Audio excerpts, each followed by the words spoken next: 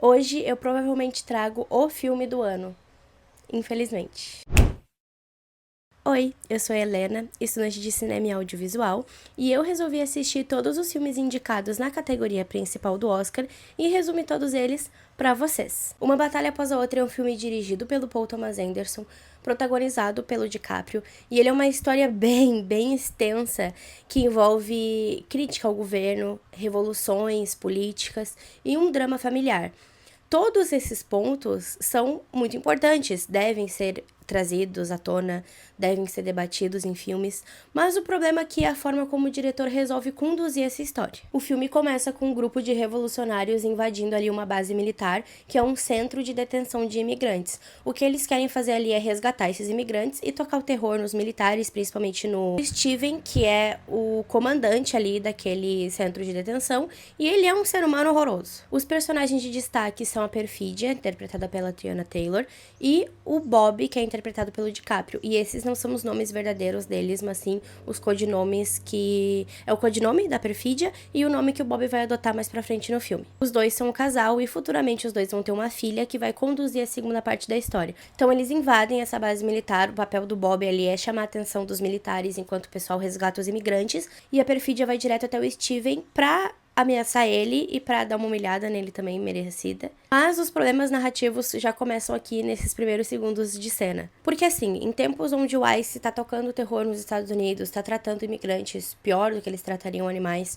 é muito importante que a mídia exponha tudo isso, que a mídia fale sobre, que os diretores mais experientes, assim, mais renomados, tipo o Paul Thomas Anderson, tomem um lado, deem a opinião política deles, né, porque eles são influentes e geram impacto. Mas a forma como a personagem da Perfídia é escrita me incomoda bastante. A Perfídia é uma mulher meio relapsa, ela futuramente vai se envolver sexualmente com o Steven, e por mais que tenha uma certa justificativa, não acho que foi uma boa escolha de trama. E não só ela, mas os outros personagens ali do grupo dela, né, os parceiros de revolução, digamos assim, parece que eles não querem uma revolução de verdade, e sim só causar desordem, fazer o caos, chamar atenção. É muito complicado colocar isso, porque na vida real, o trabalho dessas pessoas que protestam contra o governo, que lutam a favor dos imigrantes, entre outras pequenas causas ali que eles vão fazer, o trabalho dessas pessoas é muito importante e é um trabalho organizado.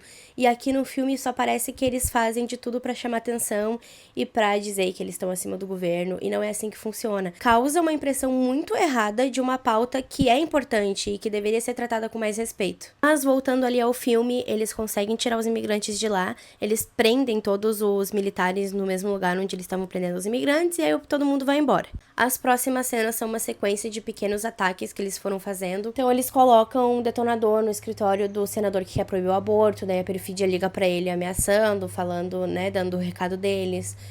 Eles invadem outras bases policiais, bases do exército, e a gente descobre aqui também que o Steven, ele tem uma obsessão muito nojenta pela Perfídia, porque tem uma cena onde eles estão lá invadindo a base e ele tá à espreita observando ela. O Bob e a Perfídia vão invadir ali um prédio do tribunal onde essas discussões políticas acontecem para implantar bombas lá dentro. Mas a Perfídia pega no flagra pelo Steven e eles têm uma interação ali, ele coage ela a passar a noite com ele. Quando ela tá indo embora, a gente vê o desconforto na expressão dela, a gente vê que ela tá enjoada, enojada dessa situação, mas ela aceita passar a noite com ele mesmo assim, e pouco tempo depois ela aparece grávida. A gravidez da Perfídia aparentemente foi meio conturbada, porque ela continuou em ação como se não estivesse grávida, e tem um momento que o Bob até comenta com um dos amigos deles ali que ele realmente quer formar uma família, que ele tá levando isso de paternidade a sério, mas a Perfídia age como se os dois não tivessem prestes a ter um filho. E aí tem uma cena na fogueira onde eles estão tendo essa conversa, que é um show de cultura woke, porque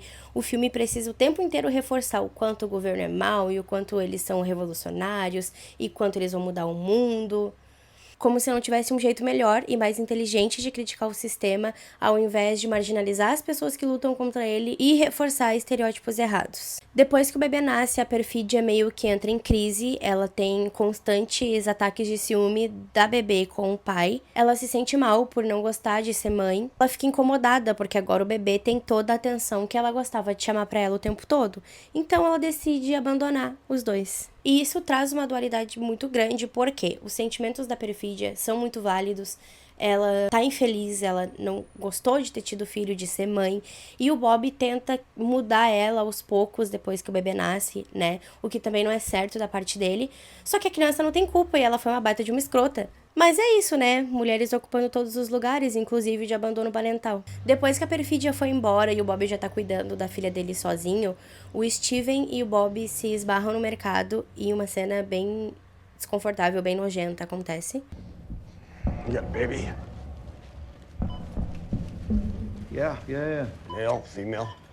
She's a girl. What's her name? Charlene. Charlene. Sounds like a black girl's name. Sério, é uma sequência de escolhas erradas do diretor que... A perfídia tá solta, ela quer revolução, e aí ela e o grupinho dela vão roubar um banco.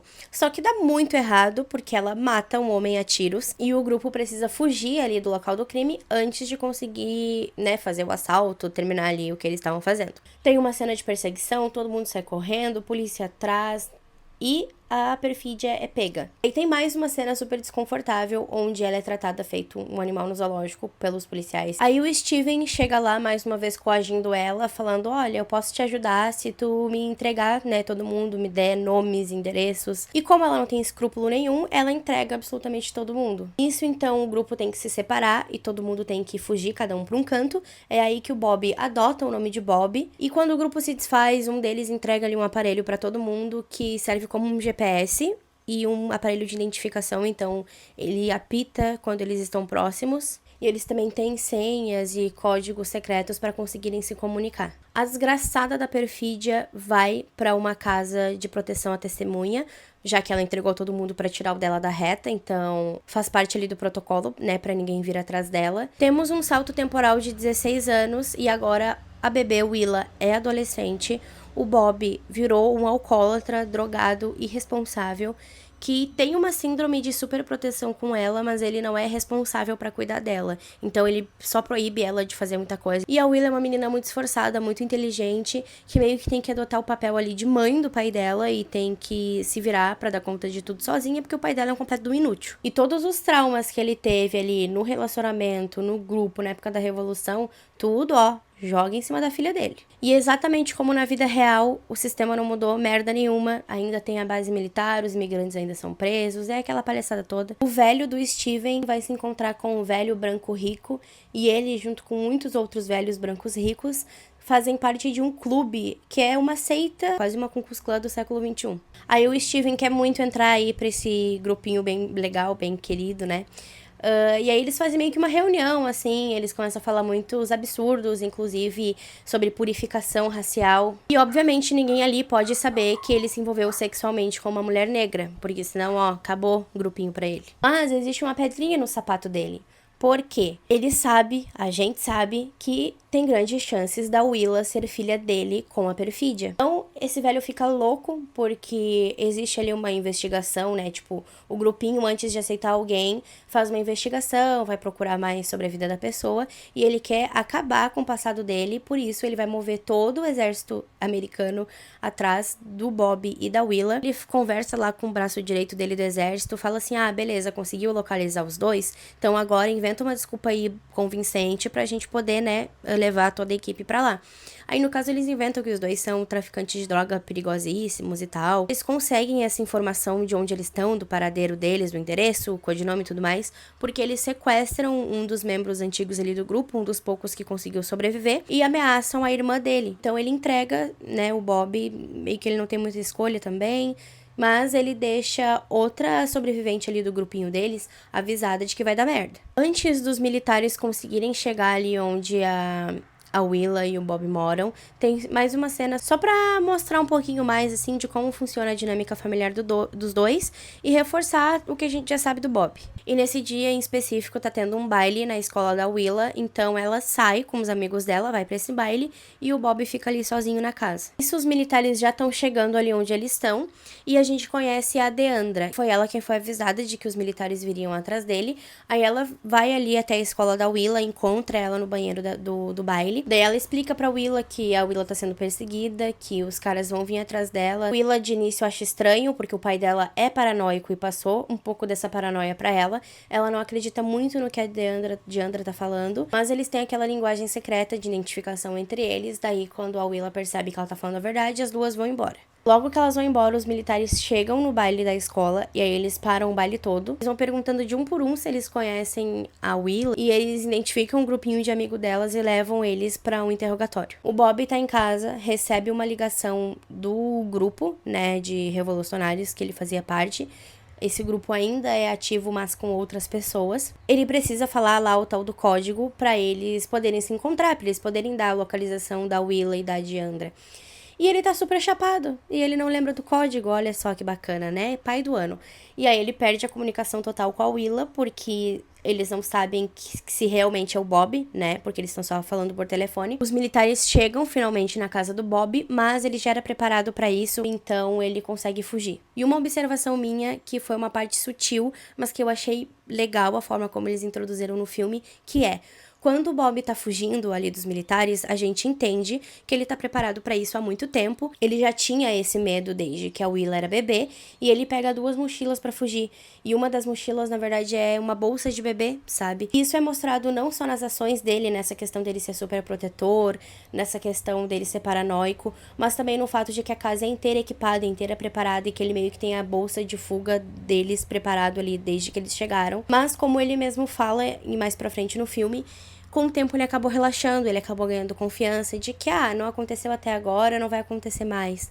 E aí, quando ele menos espera, a Willa tá com a Deandra, as duas estão indo pra um convento, que serve de esconderijo, e nesse convento tem alguns ex-membros também antigos do grupo. E todo mundo já meio que sabe da história, todo mundo sabe de quem a Willa é filha, e já foi dito também que a Perfídia tá morta, e a Willa acha que ela morreu como uma heroína, como um grande membro da revolução, e ninguém quis desmentir isso pra menina, ninguém falou, olha, na verdade tua mãe é uma baita de uma escrota e colocou todo mundo na merda. Acontece que aquele grupinho lá dos velhos, brancos, ricos, racistas, entre outros, descobre sobre essa relação que o Steven teve com a Perfídia e descobrem que muito provavelmente essa filha é dele. Aí o velho, que é o mais velho de todos, fica puto do Steven ter mentido e manda um deles matar o Steven. Fala, não, ó, vai lá, mata, vamos limpar isso daí, que é pra fingir que a gente nunca nem teve contato com esse cara. Um dos membros desse grupinho vai atrás do Steven pra dar fim nele. Quando o Bob foge da casa, ele vai encontrar o sensei da filha dele, que dá aula de artes marciais ali pra ela. E esse sensei é um aliado deles também, que ajuda ele a fugir. Mas o Bob ainda assim é pego, e quando ele tá ali na delegacia, tem ali uma enfermeira e uma outra moça que faz um atendimento com ele, que são amigas do sensei, talvez, são aliados deles ali, e essas duas vão ajudar ele a fugir. Quem tá esperando ele lá fora depois que ele foge da delegacia, da enfermaria, é o sensei já pronto pra levar ele até onde ele precisa. Porque nessa altura, depois de muita luta, depois de muito gritar no telefone e brigar com todo mundo que era do grupo, ele consegue a maldita da localização. E aí agora ele só tem que chegar até lá. Os dois estão indo até o convento, mas eles estão em alta velocidade, obviamente, e o sensei tá com bebida dentro do carro, então eles começam a ser perseguidos pela polícia, que não faz nem ideia do que tá acontecendo. Aí ele joga o Bob pra fora do carro e segue caminho, e ele fala pro Bob, ó, tu vai ter que chegar lá sozinho, te vira. Só que, quem mais descobriu a localização da Willa?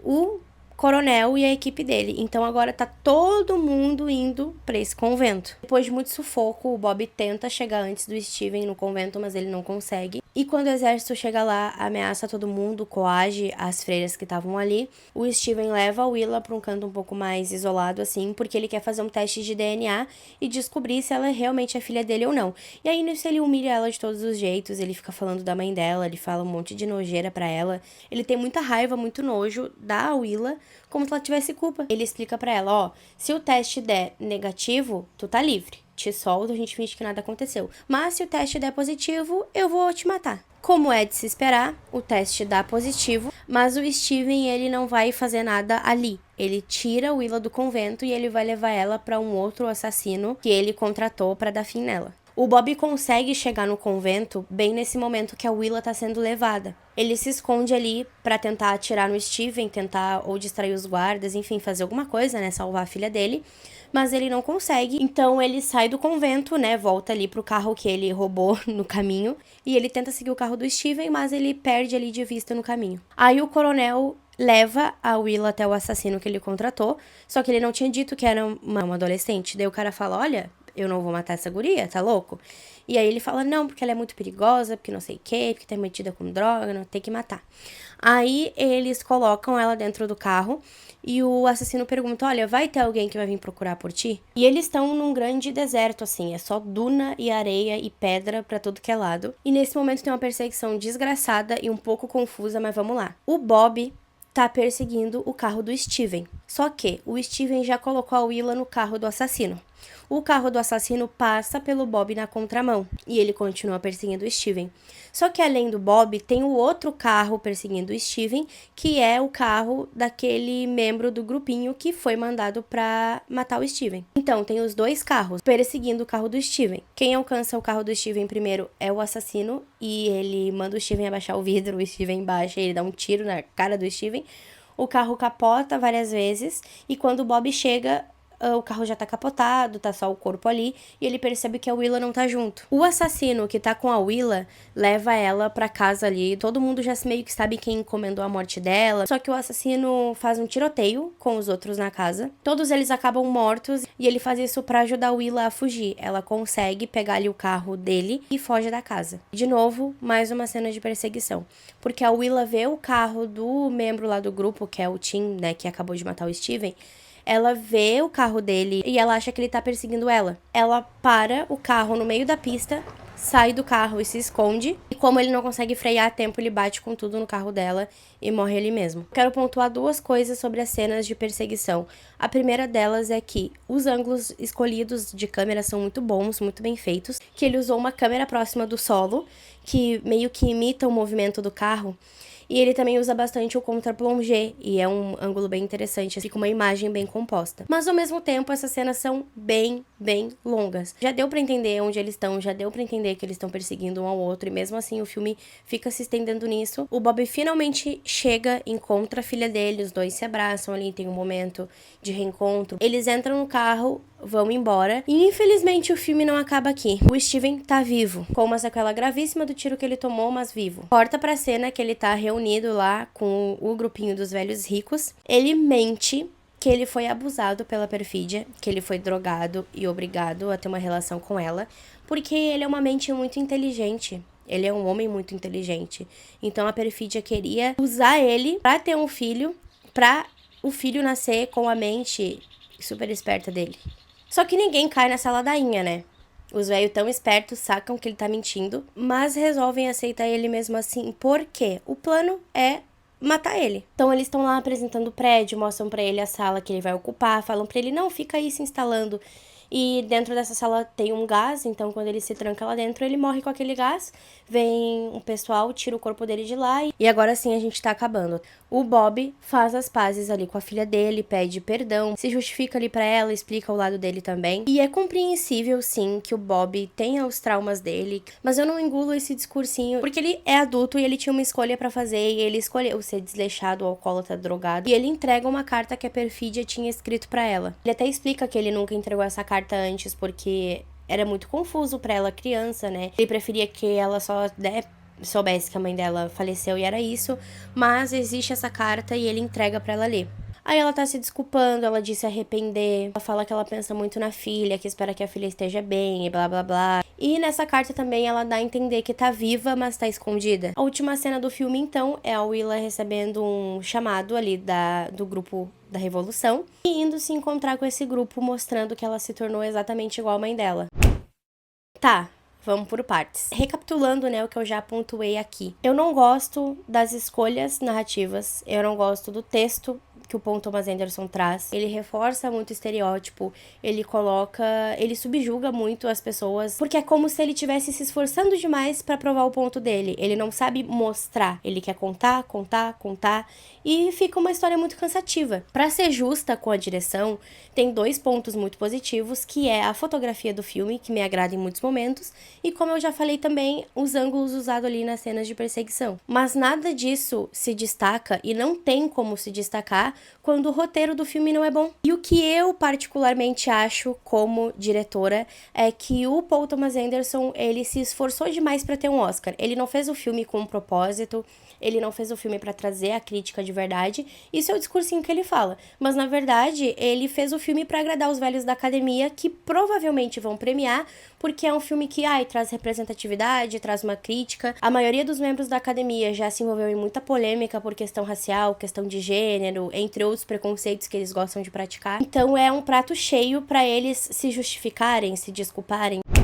Uma Batalha Após a Outra recebeu 13 indicações ao Oscar, sendo de melhor filme, melhor direção, melhor roteiro, melhor atriz coadjuvante, melhor ator coadjuvante com dupla indicação, melhor ator, melhor fotografia, melhor trilha sonora original, melhor montagem, melhor design de produção, melhor figurino e melhor som. Como eu disse, eu acho sim que Uma Batalha Após a Outra leva o prêmio de melhor filme, que ele tem todos os oscarismos que a academia gosta de premiar. Também acho que leva como melhor roteiro adaptado, e se a gente levar em conta o Globo de Ouro, ele também leva como melhor direção, o Paul Thomas Anderson, leva como melhor direção, e a Teyana Taylor leva como melhor atriz coadjuvante. Sobre o Leonardo DiCaprio, eu não tenho muita certeza. Tem algumas pessoas que dizem que essa é uma das melhores atuações da vida dele, mas não é não. E essa é uma das situações que eu espero tá bem errada, porque existem outros filmes indicados na categoria que merecem muito mais do que Uma Batalha Após a Outra. Então é isso.